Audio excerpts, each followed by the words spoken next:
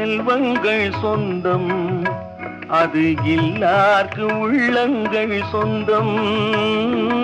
உள்ளோர்க்கு செல்வங்கள் சொந்தம், அது இல்லார்க்கு உள்ளங்கள் சொந்தம். இல்லார்க்கு உள்ளங்கள் சொந்தம். இல்லாத இடம் தேடி வருவான் நம் எல்லோருக்கும் தந்தை இறைவன். இறைவன் பிள்ளைக்கு தந்தை ஒருவன், நம் எல்லோருக்கும் தந்தை இறைவன். நீ ஒருவனை நம்பி வந்தாயோ, இல்லை இறைவனை நம்பி வந்தாயோ? பிள்ளைக்கு